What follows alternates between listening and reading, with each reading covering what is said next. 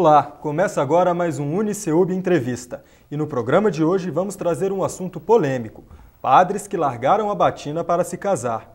Esse é o tema do livro da professora Edilene Silva, lançado no ano passado. Ela aceitou o nosso convite e veio até o estúdio do Uniceub para conversar conosco sobre o assunto. Em primeiro lugar, Edilene, seja bem-vinda. Obrigado por estar aqui conosco. Obrigada, eu que agradeço. Eu tenho aqui em mãos o livro da senhora, Entre Batina e Aliança, Sexo, Celibato e Padres Casados.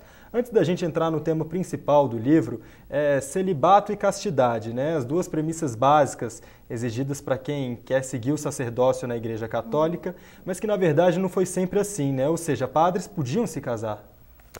Os padres podiam se casar. Isso só mudou no século XI, no primeiro concílio de Latrão, que a Igreja decidiu, né, estender o celibato obrigatório para todo o clero latino.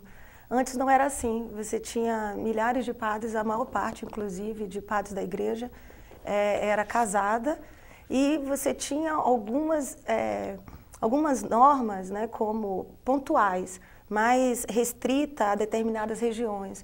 Por exemplo, em 306 foi o primeiro momento que a Igreja debateu, né, a possibilidade ou não de casamento de padres. E aí nesse concílio, é chamado Concílio de Elvira, a Igreja decidiu, né, que numa determinada região da Espanha, que é a região de Elvira, não poderia se casar, mas isso era restrito, não era, né, estendido para todo o clero latino.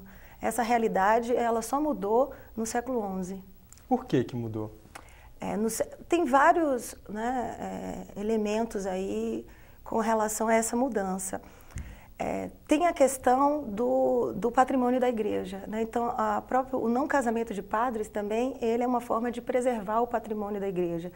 Uma outra questão importante é justamente o momento que isso ocorre, né? O contexto histórico que isso ocorre, porque era um momento que a Igreja ela ambicionava, né, um poder supremo no Ocidente, e o fato desses padres, né, manterem relações sexuais era visto pela Igreja como algo que enfraqueceria esse projeto, né, um projeto de controle da sociedade. Por quê? Porque a premissa de que homens santos, né, castos, puros, eles estariam acima, eles seriam superiores aos homens comuns. E aí isso dava poder à Igreja, né, de direcionar a política e a sociedade. O livro da senhora é fruto de uma pesquisa acadêmica, certo? Por que a senhora resolveu fazer essa pesquisa? Qual que foi a linha? Eu descobri, né, num determinado momento, em 2008, eu descobri a existência desse movimento, que é o movimento de padres casados no Brasil. E esse movimento me chamou muita atenção pela importância dele e pela atualidade também, né? Porque são homens. Esse movimento ele se constituiu no Brasil em 1979 e ele é composto de padres que largaram a Igreja para se casar dentro de um contexto, né, pós-Vaticano II, que foi um momento de abertura da Igreja e que pela primeira vez, né, na história da Igreja, ela se abre para discutir publicamente o tema do celibato, que é um tema, né, super polêmico e complexo que já vinha se arrastando desde a Idade Média. E aí ela se abre para discutir a questão do celibato obrigatório e logo depois desse concílio a Igreja resolve manter o celibato e inclusive 2 anos depois, em 67, ela publica, também é inédito na história da Igreja, uma encíclica unicamente para tratar do celibato. E nessa encíclica ela condena esses padres que querem sair da Igreja para se casar, inclusive utiliza termos pejorativos para se referir a esses padres. E aí, a partir daí, que eles resolvem, né, se organizar politicamente, juridicamente e lutar, né, para rever o celibato obrigatório. Mas esses padres continuaram exercendo seus ofícios de padre, de pregar a palavra bíblica, enfim? Olha, é muito interessante, porque para a Igreja eles não são mais, né, eles são egressos. Eles se autodenominam padres casados, mas para a Igreja isso é inconciliável, né? Essas duas identidades de sacerdócio, da sacerdote e marido, é inconciliável, mas eles se auto-intitulam padres porque eles dizem que uma vez recebido o sacerdócio, ele é eterno. Mas em que tipo de templos eles fazem as pregações? Existe um movimento nesse sentido? Eles são proibidos, né? Quando eles deixam a igreja, eles são proibidos de cumprir e exercer qualquer função ministerial. Então eles se autodenominam padres, mas na verdade não há pregação, é isso? Não. E a senhora tem noção de quantos padres hoje existem nesse movimento?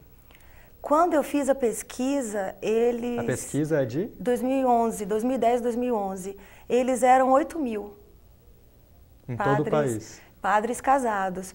Porque esse grupo é de padres casados. Uhum. Existem padres que saíram e mantêm relações sexuais, né, ocasionalmente, ou que namoram, ou padres que vivem em concubinato, né, ou padres homossexuais também que...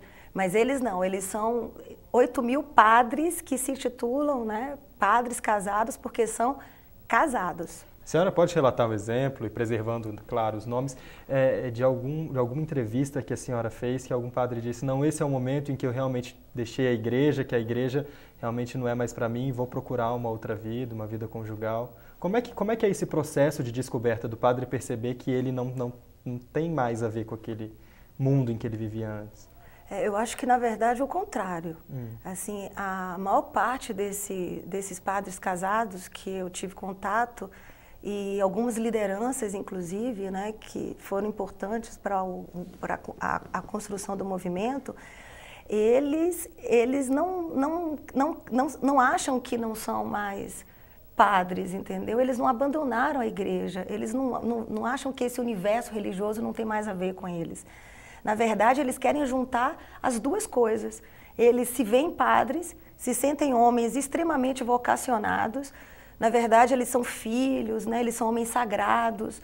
Muitos deles querem continuar na igreja, querem pregar, querem exercer alguma função pastoral, mas que querem ser maridos também. Então, eu acho que é o grande drama desses padres, é isso, né? Desses ex-padres. É essa escolha que eles têm que fazer. Porque eles né, entraram na igreja para realmente exercer, né, o sacerdócio, eles dedicaram a vida para a igreja e, num determinado momento, eles se apaixonaram. Mas eles continuam no catolicismo, né? Ou seja, continuam frequentando a missa, continuam com os sacramentos do catolicismo, mas não pregam ou não se aderem mais àquele modelo que a igreja exigia isso, basicamente. É um padre que ele acredita que ele é da igreja católica, só que ele não segue mais aqueles princípios. Ele acredita que é da igreja, né? Ele não pode mais, ele é proibido de, porque o que ele quer é justamente exercer. Alguns, inclusive, fazem casamento de forma, né, escondida. Tem essa irregularidade, sim, vamos dizendo na visão da igreja. Casamentos, né? Batismos, né, missas, inclusive, em ambientes fechados. Tão envolvidos que eles estão com essa identidade sagrada. E a maior parte também frequenta a esgreja, né, reverencia o Papa, acredita em Deus. Eles não abandonaram a igreja. O desejo deles é estar na igreja com homens casados, porque eles se veem vocacionados para o sacerdócio, mas não se veem vocacionados para o celibato. Né? E uma grande mágoa que eles têm também da igreja é justamente porque eles acham que a igreja trata de forma diferenciada outros tipos de padres, que diferente deles, né? Porque eles são casados, eles são até conservadores nisso. Ou seja, uma da bandeira, uma das bandeiras que eles levantam é justamente que eles estão dentro do casamento, que é o 7º matrimônio, que eles só mantêm relações sexuais dentro desse espaço autorizado, né? E que a igreja trata outros clérigos que são desviantes, né? Que exercem a sexualidade de forma desviante, de forma muito mais tolerante, né? Transigente do que com eles. Ok. Professor, o nosso tempo acabou. Muito obrigado pela entrevista, obrigado por ter aceito o nosso convite. E a você que nos assiste, muito obrigado pela companhia. Hoje, no estúdio do UniCeub, recebemos a professora Edilene Silva, que lançou o livro Entre a Batina e a Aliança, Sexo, Celibato e Padres Casados. O UniCeub Entrevista volta em uma próxima edição e até lá, até a próxima.